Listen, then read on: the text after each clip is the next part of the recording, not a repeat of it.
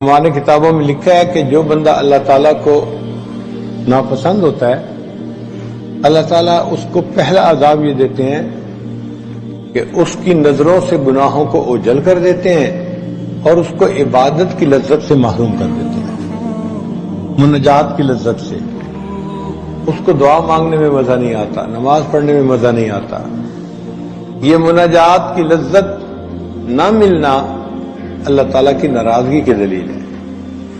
کئی لوگوں کی آنکھیں بالکل خشک ہو جاتی ہیں، اس میں کوئی آنسو نہیں گرتا، تو یہ آنکھ کا چشمہ خشک ہو جانا یہ اللہ تعالیٰ کی ناراضگی کی دلیل ہے۔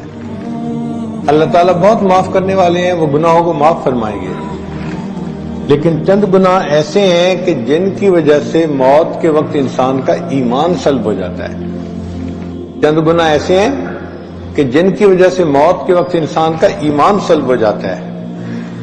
ان میں سے ایک، جو انسان مسلمان ہونے پہ خوشی نہ محسوس کرے، شکر نہ ادا کرے اللہ کا، ایک یہ گناہ۔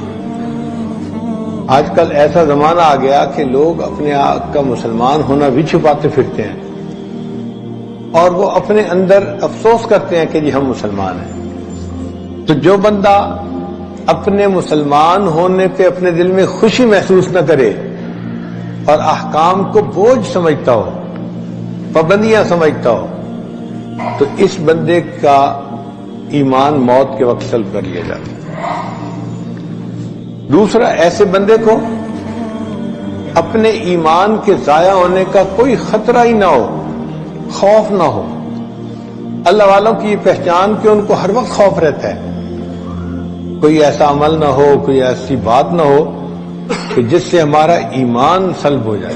وہ ڈرتے رہتے ہیں، حتیٰ کہ جن کے دل میں احد پہاڑ کے برابر ایمان ہوتا ہے وہ بھی اس طرح ڈرتے اور کانپتے ہیں کہ جیسے انہیں ہر لمحہ اپنے مرتد ہونے کا یقین ہو۔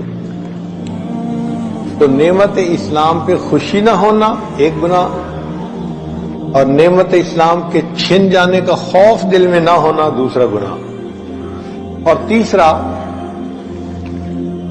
کہ مسلمانوں کے اوپر وہ بندہ ظلم کرنے والا ہو، مسلمانوں کے اوپر کی غیبت کرے تو یہ مسلمانوں پہ ظلم ہے، یا کوئی ایسا کام کرے جس سے کہ مسلمانوں کو تکلیف پہنچے۔ یہ تین گناہ ہیں جن کی وجہ سے انسان کا ایمان سلب ہو جاتا ہے۔ اللہ تعالیٰ سے اللہ کا خوف ہم طلب کرتے ہیں کہ اللہ تعالیٰ ہمیں گناہوں سے محفوظ فرمائے اور نیکی کا شوق اللہ تعالیٰ ہمیں عطا فرمائے۔ علماء نے لکھا ہے کہ 6 کام بے فائدہ ہوتے ہیں۔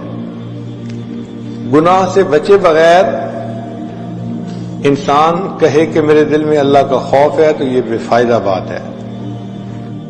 عمل کیے بغیر انسان جنت جانے کی امید رکھے تو یہ بھی بے فائدہ ہے، اور حسن ظن رکھے بغیر انسان دعا کی قبولیت کا خیال دل میں رکھے تو یہ بھی بے فائدہ ہے۔ ندامت کے بغیر انسان استغفار کرے تو یہ بھی بے فائدہ ہے، اور اصلاح باطن کے بغیر انسان اپنے ظاہر کو سنوارے